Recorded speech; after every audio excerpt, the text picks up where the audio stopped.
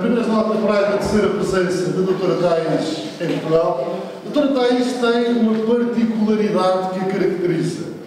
É a primeira professora no Brasil, na língua portuguesa por certo, e provavelmente até mais do que isto, a ter um manual de direito escrito em poesia.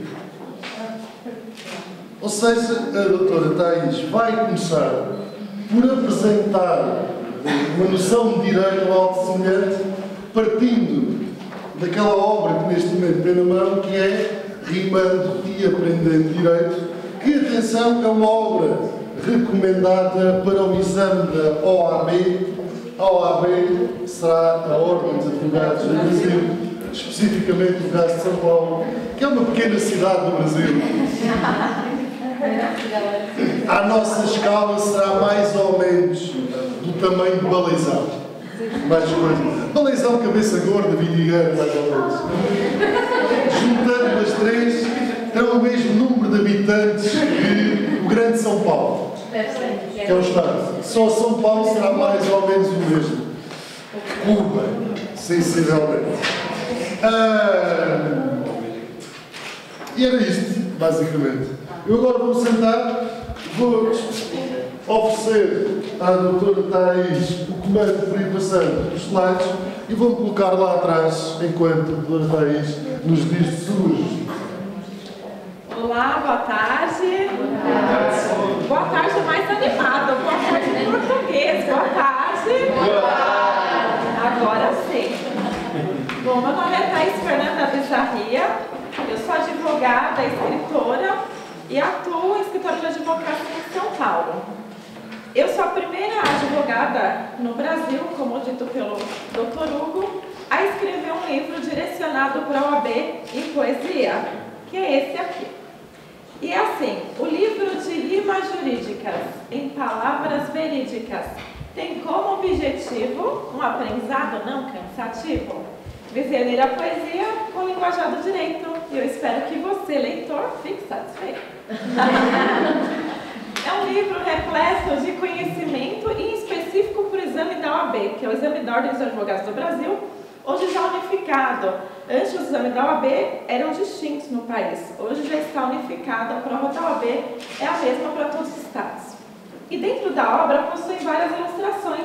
Então, você aprende não só com a poesia, como fixa a matéria com as ilustrações. Estou no Facebook, Thais Fernanda Bizarria, na folha que eu presenteei a todos com uma singela poesia. Tem o meu contato, se quiserem adicionar, eu fico à disposição. Bom, falaremos hoje das alterações do divórcio no Brasil. Inicialmente, eu vou começar falando sobre o casamento. Desde os primórdios da humanidade existe o casamento. Acontece, senhores, que na Constituição Federal de 1824 o casamento foi ignorado. Somente na Constituição Federal de 1891 que o casamento foi citado. Posteriormente, no Código Civil de 1916, o casamento era então o único modo de entidade familiar conhecido no Brasil. Agora nós falaremos sobre o desquite. Para falar do divórcio, é preciso explicar inicialmente o desquite. Senhores, o casamento antes era insolúvel, ou seja, você casava-se e tinha que conviver com aquela pessoa até o resto dos seus dias. A culpa é de quem? Sua. Quem mandou escolher mal? Vai ter que ficar até o final. Vai ter que conviver porque o casamento era insolúvel. As explicações talvez estejam nos livros de direito canônico da Igreja Católica, onde até então não era possível a dissolução do vínculo conjugal. Vale citar também a lei do divórcio. A lei do divórcio ela é a 6.515 de 77. Mas antes de falar, vale citar uma história que aconteceu comigo. Senhores, estava eu lá no escritório de trabalho quando de repente, toque, toque, toque, uma mulher de nome Janete entra e pergunta: vocês fazem sketch? Eu disse com Com alegria, prezada senhora Janete, aqui é um escritório de advocacia, passar bem, tenha um bom dia. Todavia, senhores, ela quis entrar, então eu tive que sentar, parar e explicar o que era um tal disquete, que é um disco magnético removível do computador. E você pode levá-lo aonde quer que for, mas lamento informar, nós não fazemos disquete. Senhores, foi quando ela disse: lembrei o que eu queria fazer, doutora. Aí eu falei: o quê? O deskit. Foi quando eu disse: senhora Janete, não faço o deskit, pois ele não mais existe. Todavia ela começou a chorar, ficou triste, disse que era da elite e lá todo mundo faz deskit. Só sei, senhores, que depois de 1 hora de faladeira, eu já sabia a sua vida inteira. Que quando ela era criança, ela queria ser marinheira, mas que acabou sendo lavadeira, faxineira, passadeira. Daí guardem a sua paixão por geladeira. Mas que ela casou-se bem, virou fazendeira e a sua atual profissão é ser estocadora de dólares e euros e reais na sua própria carteira. Que marido bom que ela arrumou. Eu já não aguentava mais. Eu disse: senhora Janete, pegue esse sulfite, aliste e cite os motivos pelo qual quero deskit. Ela falou: sabe o que é, doutora Thaís? É que eu tenho neurite, estomatite, bronquite, hepatite. Alguém sabe mais alguma doença coide? Pode falar? E a única coisa que eu quero é comprar uma geladeira na cor azul marinho e meu marido quer grafite, ele insiste.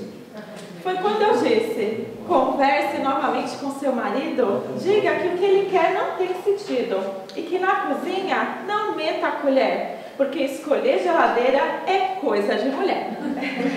Eu conto essa história para ilustrar que hoje a dissolução do vínculo conjugal por vezes acontece por um motivo banal. Imagina, ela foi me procurar por causa da simples troca de uma geladeira. Tamanha bobeira. Eu acredito que não só no Brasil, mas em Portugal, como em todo o mundo, a dissolução do vínculo conjugal já é casual. Por exemplo, no Brasil, em estatística recente, 70% dos casamentos não duram mais de 5 anos. Portanto, a dissolução hoje está ficando normal. Dessa forma, a legislação teve que se adaptar à atual sociedade, que nós falaremos logo a seguir. Eu conto a história do deskit, que foi realmente engraçada, foi um caso real que vale citar. Mas, bom, senhores, como que era no Brasil? Tinha o deskit litigioso e o deskit por mútuo consentimento. Aí, com a nova lei de divórcio, a lei 6.515 de 77, já não mais existiu o deskit. Passou a existir o quê? A separação litigiosa e a separação consensual. E também vale citar aqui que a separação era uma ponte para o divórcio. Como é que funcionava antes? E já não funciona mais no Brasil, que logo a seguir eu abordo a forma atual. Senhores, na legislação brasileira existia a separação, certo? Separação. Após 1 ano de homologada a separação, que o casal poderia pedir a conversão dessa separação em divórcio. Existia a ponte, a separação, ela era uma ponte para o divórcio, certo? Existia essa forma de divórcio. Por quê? Porque o ordenamento jurídico, ele falava: olha, casal, vocês querem se separar? Podem se separar. Mas durante esse 1 ano, vocês podem refletir e, se quiserem, podem posteriormente contratar o advogado, que entrará com uma petição de restabelecimento da sociedade conjugal. Acontece que foi percebido que praticamente não havia restabelecimento de sociedade conjugal. O que acontecia? O casal se separava e depois de 1 ano divorciava. Ok? Portanto, senhores, a legislação teve que ser modificada porque o restabelecimento da sociedade conjugal não existia.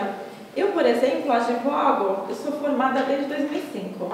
Não vou contar a minha idade, porque é indelicada, mas apesar que dou para dar uma disfarçada. Às vezes eu vou até o fórum, achando que eu sou estagiária, porque eu tenho a cara de nova, mas estou enganando, viu? A brasileira engana bem. E aí, o que aconteceu? Como novinha, com 20 anos. É, com 20 anos, fui emancipada. Com 22, foi quase lá, doutor.